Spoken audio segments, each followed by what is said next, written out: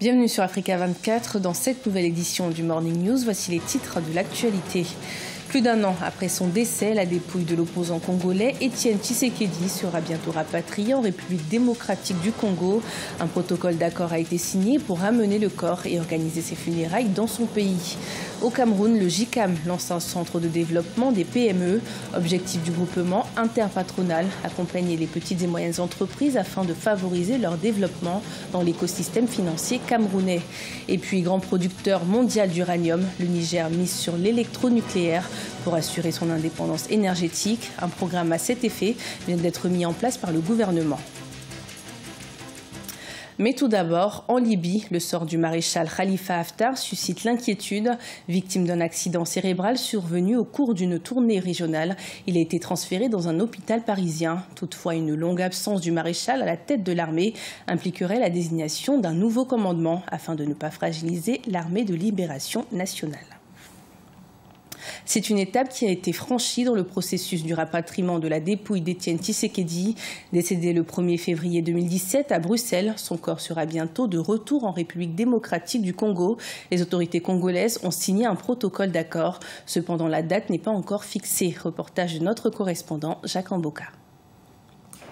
En République démocratique du Congo, une commission a été mise en place pour le rapatriement de la dépouille d'Étienne Tshisekedi. Un protocole d'accord entre le gouvernement et la famille biologique et politique d'Étienne Tshisekedi a été signé ce samedi 21 avril 2018 à Kinshasa. Une commission chargée de l'organisation des funérailles est installée.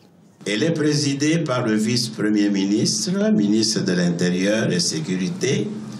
Un avion spécial sera dépêché à Bruxelles pour ramener la dépouille et les membres de la famille s'y trouvant. Le sphinx délimité, comme l'appelaient ses militants, sera inhumé dans sa concession familiale dans la commune de Lansele, à une vingtaine de kilomètres du centre-ville de Kinshasa. Ces obsèques se tiendront pendant 48 heures au Palais du Peuple, hommage à sa qualité d'ancien Premier ministre. M. Tshisekedi a été autant homme politique qu'homme d'État. Nous prenons la dimension d'homme d'État que nous gérons, nous, en tant que gouvernement. C'est un ancien Premier ministre. Et la dimension politique, mais la dimension familiale, un père de famille. Il y avait quelques divergences, vous le savez, ça a duré un peu plus de temps.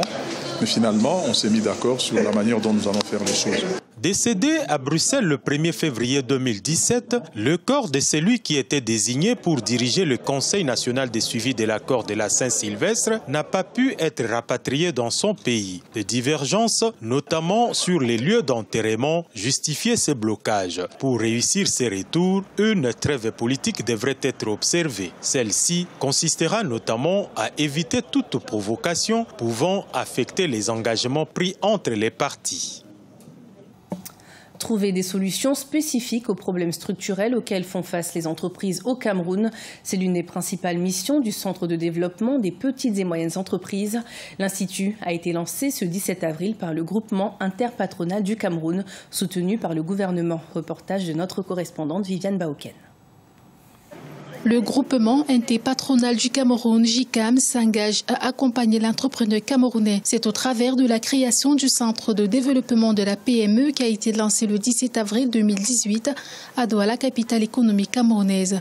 Ce centre, qui est une première au Cameroun, ambitionne de se positionner comme un outil d'accompagnement des PME, lesquelles font face à des problèmes spécifiques ainsi qu'à des obstacles parfois structurels. Le Centre de développement des entreprises récemment lancé le 7 avril par le JICAM devra s'atteler à renforcer la capacité managériale des dirigeants des PME. Pourquoi les dirigeants des PME ont souvent cette tendance à orienter les réussites d'entreprise vers leurs propres objectifs. Ils ne s'orientent pas vers l'objectif de rentabilité qui est l'objectif principal de la création de l'entreprise. La PME camerounaise fait face à un réel problème de financement. Pourtant, selon les statistiques, elle représente 90% du tissu économique du pays et contribue pour 35% au PIB. Le Centre de développement de la PME ainsi créé viendra donc répondre à toutes ces préoccupations à travers un déploiement stratégique efficace. La PME d'aujourd'hui, c'est la grande entreprise de demain. Le JICAM en a pris conscience. Et bien, pour la mise en place des axes stratégiques, Premièrement, le GICAM devra s'atteler à faciliter d'abord la mise en place des projets bancaires, c'est-à-dire des projets qui sont viables à travers la conception des bons business plans. Parce que le banquier ne peut que financer une entreprise, c'est seulement si le business plan qui est suivi présente la structure réelle de l'activité que l'entreprise veut faire. Deuxièmement, ce que je pense que GICAM pourra faire, c'est détecter les secteurs d'activité qui sont les plus porteurs. Toujours dans sa perspective de développement de la PME, le GICAM prévoit d'ici mai 2018 une initiative programmée avec des partenaires au développement. Cette initiative vise à mettre en place une cartographie pour des financements à venir des PME. En Angola, le nouveau président João Lourenço continue d'imposer sa marque. Le Parlement a voté à l'unanimité une loi pour redevenir économiquement attractive. Ainsi, l'obligation faite à un étranger de s'associer à un partenaire local est supprimée. Cette loi cadre doit encore être débattue en commission pour en connaître les modalités précises, mais c'est déjà un signal envoyé à l'étranger. Pour assurer son indépendance énergétique, le Niger mise sur l'électronucléaire. Le gouvernement a décidé de développer un programme électronucléaire avec la mise en place effective de la Haute Autorité nigérienne de l'énergie atomique. Ce programme permettra au Niger, grand producteur d'uranium, de disposer à terme de sa propre centrale électronucléaire et intégrer ainsi le cercle des pays disposant de cette énergie. C'est un sujet de la rédaction. Au Niger, le gouvernement a décidé de développer un programme électronucléaire afin d'assurer l'indépendance énergétique du pays. Malgré son potentiel énergétique important et varié, la production électrique nationale est estimée à 364 gigawatts pour une consommation nationale qui grimpe à 1244 gigawatts. Ainsi, près de 72% des besoins du pays en énergie électrique sont importés du Nigeria voisin. Ce programme nucléaire permettra au pays de disposer à terme de sa propre centrale électronucléaire. Nous sommes pleinement conscients de ce que le choix de l'énergie nucléaire est une décision majeure, non seulement sur le plan technique et technologique, mais aussi du point de vue socio-économique et politique. C'est pour cela que la mise en œuvre de ce programme électronucléaire se veut être en harmonie, en parfaite harmonie avec les politiques nationales et régionales, notamment en matière d'aménagement du territoire, de protection de l'environnement. Le Niger est le 4e producteur mondial d'uranium et le 2e fournisseur du groupe nucléaire français Areva, qui exploite depuis plus de 40 ans à travers ses filiales les gisements d'uranium d'Arlit dans la région d'Agadez. Le processus engagé à cet effet suit son cours avec la mise en place effective de la Haute Autorité nigérienne à l'énergie atomique, la création de l'autorité de régulation et de la sûreté nucléaire et la ratification des instruments internationaux relatifs au nucléaire civil. Il y a eu des études qui montrent qu'à l'horizon 2030, par exemple, il y aura besoin de plus de 8 centrales nucléaires pour la sous-région.